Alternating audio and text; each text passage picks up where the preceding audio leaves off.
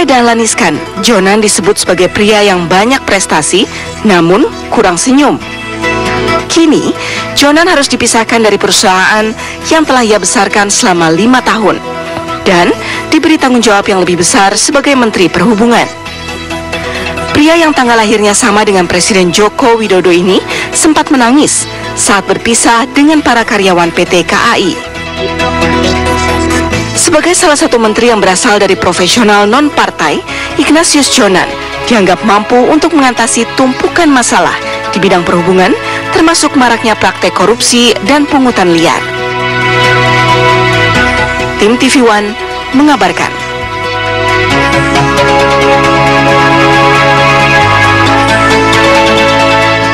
Ya, masih dalam program Apa Kabar Indonesia. Kalau kita mengetahui sosok yang satu ini, pemirsa, berada ataupun memimpin PT KAI selama 5 tahun 8 bulan dan berhasil mencuri perhatian dari Presiden kita, Bapak Joko Widodo, akhirnya didaulat menjadi Menteri Perhubungan. Langsung saja, saya saat ini langsung dari kantor Kementerian Perhubungan bersama Pak Menteri, Pak Ignatius Jonan. Apa kabar, Bapak? Baik, selamat sehat pagi ya, Pak, ya? Baik, Pak Yonan, kita langsung saja ke pertanyaan-pertanyaan untuk kebijakan nantinya. Ini kan terkait dengan tanggal 26 Oktober Anda menjadi Menteri Perhubungan pada saat dibacakan oleh Presiden Jokowi. Kemudian besoknya ada rapat terbatas. Di situ memang visi terpusat pada Presiden Jokowi. Lalu Anda menerjemahkan visi tersebut dalam Kementerian Perhubungan seperti apa, Pak? Dalam rapat kabinet yang pertama, Bapak Presiden menjelaskan bahwa tidak ada visi misi menteri, jadi menteri hanya tugas operasional. Dan menurut saya ini sangat baik ya. Jadi semua menteri itu tidak buat visi sendiri-sendiri. Jadi begitu ada visi dan misi presiden, ada instruksi, ya masing-masing kementerian itu menjalankan sesuai dengan bidang masing-masing. Nah, ini sangat bagus sehingga tidak ada ego sektoral lagi. Ya. Itu yang pertama. Yang kedua, untuk Kementerian Perhubungan sendiri, yang pertama yang paling mudah untuk dilakukan sesuai dengan visi dan misi beliau adalah satu, itu penyederhanaan dari perizinan. Jadi ini kan tidak perlu investasi, tidak perlu kemana dan sebagainya. Jadi penyederhanaan perizinan itu maksudnya supaya waktu untuk penerbitan perizinan itu cepat. Ada lagi, nah apa perizinan yang misalnya bisa diberikan dalam waktu misalnya untuk jangka waktu 1 tahun atau 5 tahun atau 3 tahun, itu ya harus dikasih aja. Masa kalau perizinan bisa dikasihkan setahun harus tiap bulan izin dan sebagainya, itu kelamaan. Ya, jadi beliau juga mengarahkan bahwa ada moratorium untuk pengangkatan pegawai negeri sipil. Saya nggak tahu implementasinya bagaimana, tergantung nanti di Kementerian Pendayagunaan Aparatur Negara. Kalau orangnya sedikit, ekonominya mau tumbuh, ya kita mesti efisien. Ya, kalau satu hari nerbitkan 2000 izin karena tiap bulan, ya coba ini diterbitkan misalnya 6 bulan sekali. Ya, kalau mau cek atau meriksa dan sebagainya, atau 12 bulan sekali dan sebagainya. Itu yang pertama. Yang kedua, yang akan dilakukan itu kami mencoba untuk di sektor-sektor yang mempengaruhi atau yang kami supervisi, misalnya pelabuhan laut, ya, pelabuhan udara dan sebagainya, kereta api, lalu juga angkutan darat. Selama masih di sini, karena ada sebagian di pemerintah daerah, itu kami coba proaktif mempermudah apa yang dibutuhkan. Ya, kalau bisa kami lakukan, langsung kami termasuk sidak yang Anda lakukan pada saat kemarin ya, ke Bandara Udara Soekarno-Hatta, kemudian ke Tanjung Priuk seperti itu. Saya nggak pernah sidak ya, sudah dikasih kami selalu, saya biasanya ngasih tahu lah gitu ya, bahwa mau ke sana, mau lihat apa dan sebagainya. Tapi kalau harus diperbaiki ya diperbaiki. Tapi walaupun aja Anda memberitahu sebelumnya, masih banyak perbaikan begitu. Ada catatan-catatan dalam setiap misalnya pelabuhan jadi nggak usah sidak, di Tanjung Priok. Baik, Pak Yonan, gagasan dari Pak Jokowi sendiri adalah pembangunan dari tol laut. Aplikasinya ini seperti apa, Pak, nanti, Pak? Banyak sih. yang harus ditingkatkan ya atau diperbaiki. Satu, tol laut itu begini, pemahaman kami itu memanfaatkan alur laut itu untuk moda transportasi. Itu salah satunya ya. Kalau beliau mengatakan di dalam pidato pelantikan beliau di MPR bahwa kita sudah terlalu lama memunggungi laut, saya kira itu juga besar sekali upayanya harus tidak boleh memunggungi laut. Misalnya ya, pemanfaatan sumber daya laut yang besar sekali, baik yang di atas seabed, jadi di atas dasar laut, maupun yang di dalam dasar laut, yaitu kementerian lain lah, KSDM, KKP dan sebagainya. Tapi bagi kami sendiri, satu, kami mau ada Freightliner. Freightliner itu begini, angkutan barang terjadwal, misalnya dari ujung timur sampai ke ujung barat, dan sebaliknya, ya, mungkin pakai model hub and spoke dan sebagainya, kapal besar, kapal kecil dan sebagainya, tapi harus ada Freightliner. Selama ini angkutan laut yang terjadwal itu hanya angkutan penumpang. Ada angkutan penumpang terjadwal, baik Pelni maupun yang lain-lain, maupun kapal-kapal perintis dan sebagainya. Tapi angkutan barang nggak ada. Ya. Nah, ini yang menyebabkan menurut kami salah satunya antara lain harga barang di barat dan timur itu bedanya banyak. Nah, ini yang akan dilakukan segera tahun depan. Kami coba carikan dukungannya supaya ini bisa jalan. Kalau ini bisa jalan, saya yakin kalau besar jumlahnya signifikan, pasti ini membantu. Untuk anggarannya sendiri, Pak, bukannya Pak Jokowi memang orang yang sangat membuat menteri-menterinya selalu berbicara kepada menteri-menterinya untuk melakukan efisiensi. Freightliner sendiri anggarannya berapa, Pak, kira-kira? Belum tahu ya, tapi nanti dihitung. Nah, gini prinsipnya, kan APBN itu selamanya pasti terbatas. Tidak ada yang tidak terbatas di dunia ini. Nah, kami berusaha begini, kalau ini bisa dikerjakan oleh non APBN ya, pihak swasta dan sebagainya, yang perlu kami dukung apa? Kalau angkutan barang terjadwal, mungkin awalnya itu, apalagi kami mintanya di daerah-daerah yang terpencil dan sebagainya, mungkin yang pemilik kapal takut, kalau nggak laku bagaimana? Ini sudah terjadwal. Nah, ini mungkin kami bantu, mungkin ya, apa ada subsidi perintis atau apa dan sebagainya. Memang pihak swasta seperti itu juga kan termasuk? Bisa. Sudah mulai belusukan Pak ke pihak swasta untuk menawarkan proyek ini? Sudah diskusi. Ya. Sudah diskusi. Sejauh ini bagaimana responnya, Pak? Tertarik. Ya, sejauh ini tertarik. Pelni juga menyatakan sangat tertarik untuk hal ini. Ya, jadi ini yang paling mudah dilakukan. Kita nggak usah investasi kapal sendiri, negara ya maksud saya. Ya udah, yang ada aja di charter. Coba Freightliner, bagaimana? Ini membantu sekali. Ya, jadi, tahun depan ya, Pak ya? Ya, tahun depan lah. Awal tahun depan. Jadi nanti kita lihat. Ini yang jangka pendeknya kira-kira itu. Baik. Ya. Jangka panjangnya nanti ya, Pak ya. Di segmen selanjutnya, pemirsa, kita akan kembali masih di Apa Kabar Indonesia.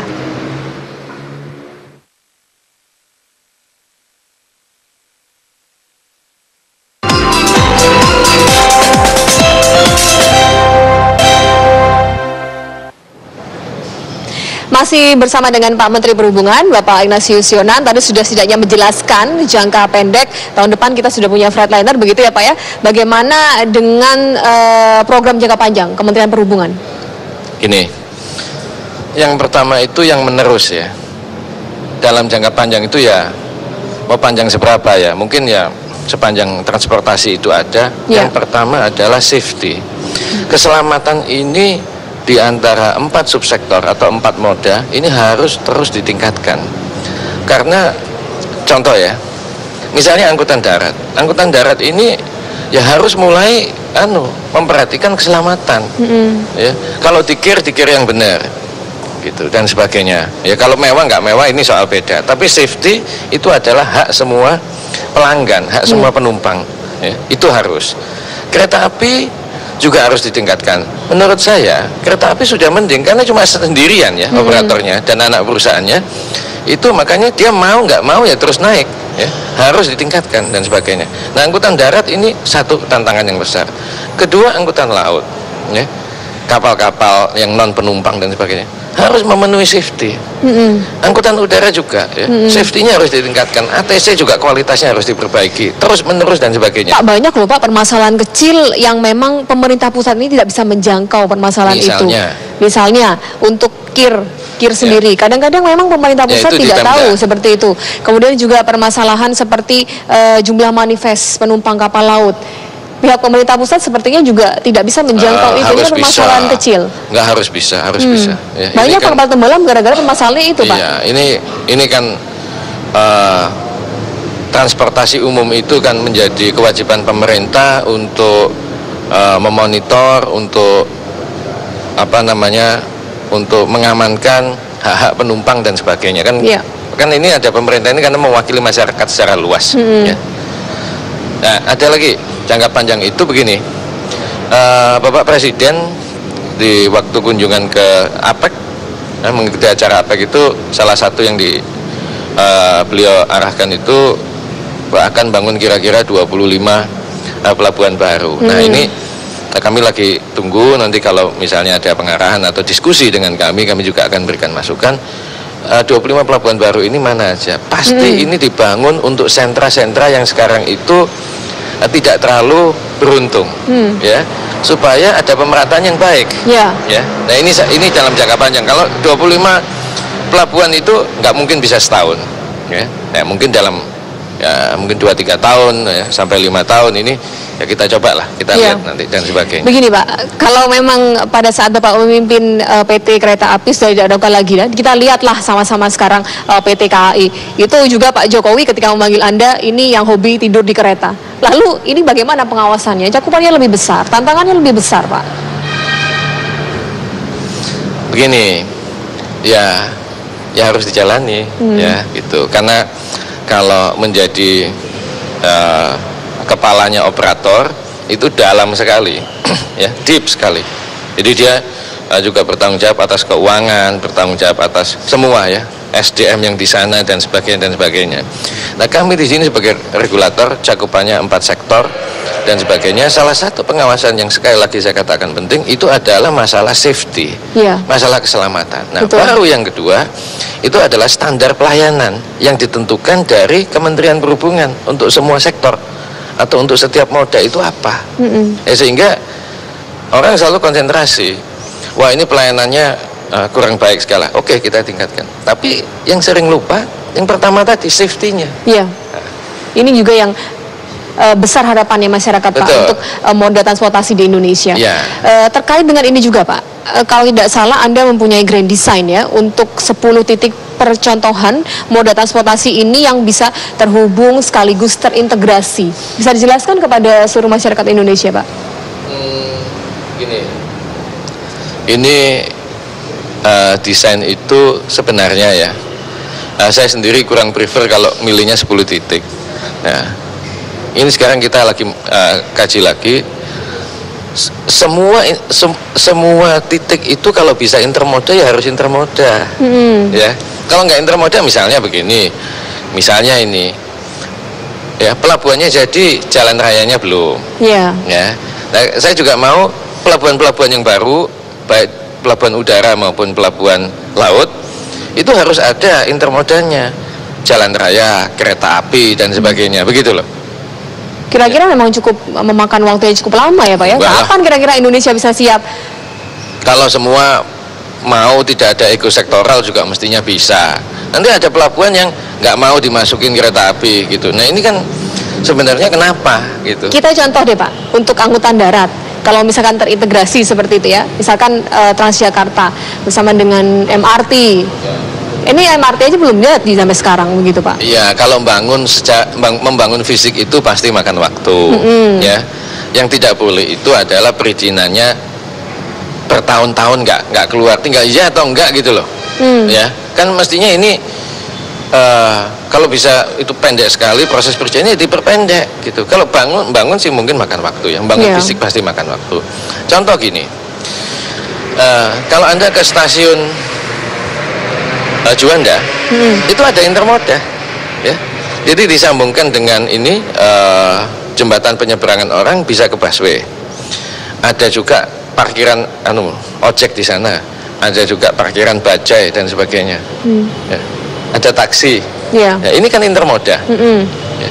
Kalau misalnya orang dari stasiun Juanda nanti ingin ke Bandara Suta, kan sekarang mungkin awal tahun ya mulai dibangun KA Bandara ke Suta. Nah, jadi kalau orang dari tinggalnya di mana, di Mangga Besar, naik KRL terus sampai ke Manggarai, turun Manggarai, pindah platform, naik KA Bandara, nanti langsung ke Suta. Nah, itu kan maksudnya intermodanya. Ya, ini jangan 10 titik ya, kalau bisa ya hampir semua titik yang memungkinkan, terutama di daerah-daerah yang pembangunannya belum banyak. Mungkin ini 10 titik masih contoh terlebih dahulu Bapak, selanjutnya mungkin akan lebih menyusul seperti itu. Gini, saya kok kurang seneng ya kalau pakai contoh ya. Nah, contoh itu kayaknya pilot project gitu. Kalau pilot project itu kalau sudah selesai nanti perasaannya itu ya sudah, tugas saya selesai, nggak bisa. Ya. Kalau misalnya APBN-nya itu tidak harus APBN, ya biar swasta yang bangun. Gitu. Kita fasilitasi apa? Gitu. Pak, tadi Bapak bicara masalah ego sektoral. Ini menjadi permasalahan yang cukup berat ya Pak ya?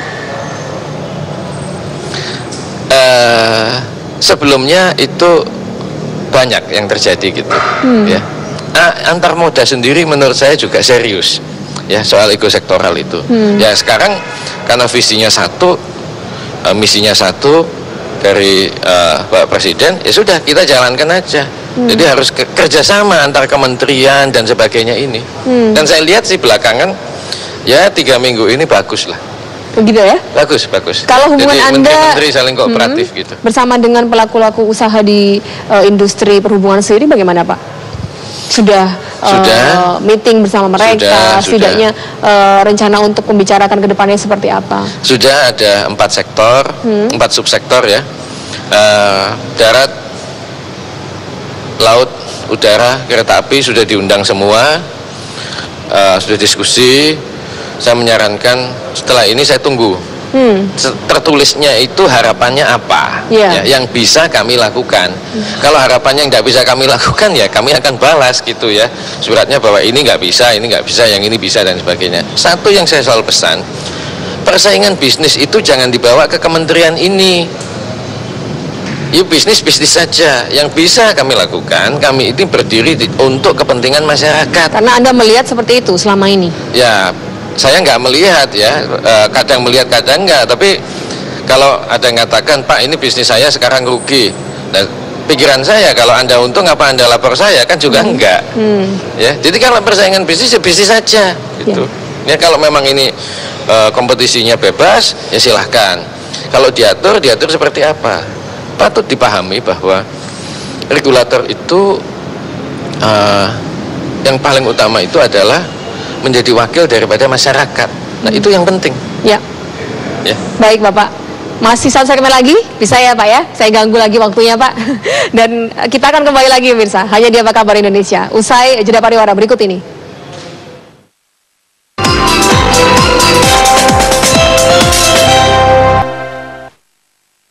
Kembali lagi bersama saya Winnie Carita, bersama dengan Pak Yonan, masih membahas tentang kebijakan Kementerian Perhubungan. Bapak pasti sudah melihat apa yang disampaikan oleh Pak Jokowi pada saat KTT APEC di Cina kemarin ya, presentasi di sana mengatakan bahwa ingin mengundang para investor-investor ke Indonesia.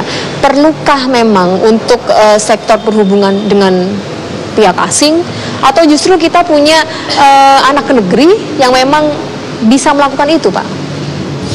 Sebenarnya begini ya, ini dalam pandangan kami itu sektor swasta itu ya bisa swasta nasional, bisa swasta asing, ya, dan juga bisa BUMN. Ya. Jadi siapa aja gitu, ya, selama itu tidak melanggar peraturan-peraturan investasi dan sebagainya, dan juga selama tidak mengganggu kepentingan umum dan keamanan negara, ya mestinya bisa jalan. Ya. Jadi penting ya Pak ya itu? Ya gini, kesempatannya itu terbuka gitu ya. Jadi untuk asing bisa, untuk swasta nasional bisa, swasta asing atau BUMN juga bisa, gitu. Tapi tidak mungkin kita lebih berat ke nasional dulu, kemudian ke BUMN barulah itu nomor kesekian untuk pihak Aksin gitu Pak. Saya kira begini, kalau misalnya swasta nasional atau BUMN bisa, pasti itu pasti prioritas kan. Wong bahasanya juga sama gitu ya. Karena kalau orang asing itu pasti menyesuaikan bahasa, menyesuaikan kultur dan sebagainya. Nah kalau kita sendiri kalah, ya mestinya itu malu besar. Iya. Iya. Ada juga nih Pak program kerja, kalau tidak salah pada saat nanti sebelumnya ya, Pak Emangindaan yang ingin berencana untuk kereta api cepat Jakarta-Surabaya, akhirnya Bapak tidak melanjutkan program ini. Enggak, alasannya apa sih Pak? Gini, ini pertanyaan menurut saya bagus sekali ya. Bukan tidak melanjutkan program. Program high speed train yang namanya kereta cahaya oleh Kementerian Perhubungan itu kami hanya bikin desain program dan sebagainya. Misalnya Jakarta Surabaya ada kereta cepat. Tapi pada saat ini menurut pandangan kami atau pandangan saya lah secara pribadi, bahwa kereta cepat ini kalau dibangun sekarang tidak boleh pakai APBN, baik maupun APBN langsung ataupun pinjaman luar negeri yang harus dibayar oleh APBN. Ya, kenapa? Gini, infrastruktur di luar Jawa itu banyak yang harus dibenahi, misalnya seperti pelabuhan-pelabuhan laut ya, sekurangnya loh ini ya, infrastruktur jalan raya ya, jalan negara, ada lagi misalnya perbaikan pelabuhan-pelabuhan udara dan sebagainya. Nah, coba lihat pelabuhan-pelabuhan udara yang jauh ya dari di luar Jawa begitu. Gitu ya. Ada yang bagus, kalau Makassar bagus, Kuala Namu bagus. Tapi coba yang lain belum tentu bagus ya, di pulau-pulau kita yang lain dan sebagainya. Nah, ini konsentrasi APBN menurut pandangan saya ya harus ke situ. Tapi kan kita juga tahu Pak, pusat perekonomian, pusat segala aktivitasnya ada di Pulau Jawa. Ya, gini. Kalau yang di luar Jawa itu tidak didukung pembangunan infrastruktur yang baik, mereka tidak akan ada percepatan untuk supaya bisa pertumbuhan ekonominya kayak di Jawa. Ini kan Bhinneka Tunggal Ika, ya kan, satu nusa satu bangsa, ya harus dari Sabang sampai Merauke harus diperhatikan. Ya, ya sama rata lah seperti itu ya Pak ya. Bukan sama rata, ini gini, kan jiwanya APBN ini kan uang rakyat itu kan jiwanya begini. Ini untuk membantu supaya pemerataan pembangunan itu bisa. Baik. Nah, kalau mau ngomong bahasa kerennya gini, ini kita harus usahakan Gini ratio-nya. Jadi disparity, perbedaan antara yang penghasilannya baik dengan yang penghasilannya kurang baik, itu jangan tambah lama tambah lebar. Itu yang penting. Ya. Baik, sekarang kita ke permasalahan udara Pak. Kalau yang terkait ini saya tahu ini masalah perizinan, ini masalah hukum mengenai Bandara Halim Perdana Kusuma yang saat ini masih sedang berprotes mengajukan peninjauan kembali antara PT Angkasa Pura II bersama dengan bersama dengan Lion Air, maaf saya salah. Ini kan juga sedang dalam proses dan kita tahu ini permasalahan hukum. Kementerian Perhubungan sendiri bagaimana Pak? Kita tahu Pak, Bandara Halim ini dirancang bukan untuk pesawat-pesawat besar. Nah itu pendapat Anda ya. Iya. Jadi gini, kami di sini itu tidak bukan tupoksi kami itu untuk ikut konflik hukum secara perdata. Ya, itu biar pengadilan, biar Mahkamah Agung yang memutuskan dan sebagainya. Ya, itu kami nggak bisa mengaku harus ini, harus itu dan sebagainya. Nanti pada saatnya kalau haknya sudah terpenuhi, ya siapapun, ya sudah. Kan ini yang saya dengar Angkasa Pura II mengajukan PK, ya silahkan, kita tunggu. Ya, kalau nanti sampai sudah inkrah betul, ya kalau apakah Bandara Halim itu ada pesawat besar atau enggak, ya, itu lain. Ya, ini kan harus ada penilaian, harus ada survei, harus ada uji dan sebagainya dengan satu tujuan, safety. Nah, keselamatan ini, dan nanti kita lihat bandaranya. Kalau mulai Bandara Halim terbitkan izin operasi dan sebagainya, sama. Berbicara mengenai keselamatan, apakah memang benar Bandara Halim ini tidak didesain untuk pesawat-pesawat besar? Saya lagi bicara keselamatan ya Pak, dan Bapak berenang di situ. Saya kira kalau lihat gini, ini ada dua. Satu itu ruang pelayanan, satu lagi itu ruang udara atau runway dan sebagainya.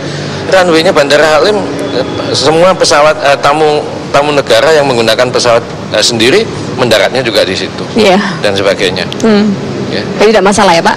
Menurut saya sih secara umum nggak tahu sebesar apa. Kalau mungkin Airbus 380 mungkin tantangannya berat. Baik, tantangannya berat. Tapi sekarang saya beralih ke kementerian Pak, Kementerian Perhubungan sendiri. Ini pertanyaan terakhir Pak Yonan. Sabtu Minggu mereka masuk Pak? Ini kemarin sudah rapim, jadi gini, eselon 1 sampai 3 yang berada di kantor pusat Kementerian Perhubungan, jadi baik di Medan Merdeka Barat maupun Timur, jadi ada 2. Depan Gambir juga ada 1. Ya, yang di sini ada 1. Itu jumlahnya eselon 1 sampai 3 itu kira-kira 300 orang, termasuk saya. Nah 300 ini kita bagi, ya, cuma eselon 1 sampai 3 aja. Gantian Sabtu Minggu itu piket. Piket kalau misalnya ada masalah apa-apa supaya cepat dan sebagainya. Nah, ini pengaruhnya apa? Begini, kalau kemarin dibagi 33 provinsi 54 minggu, ya, itu kalau dikalikan itu kira-kira 1.600 lebih. Kalau 300 orang, jadi 1 orang itu akan dapat paling banyak 7 kali dalam setahun. Dalam setahun itu kurang lebih 7 kali. Kan ada 54 minggu, masa piket dari 54 minggu piket 7 kali aja, 7 Sabtu Minggu aja keberatan.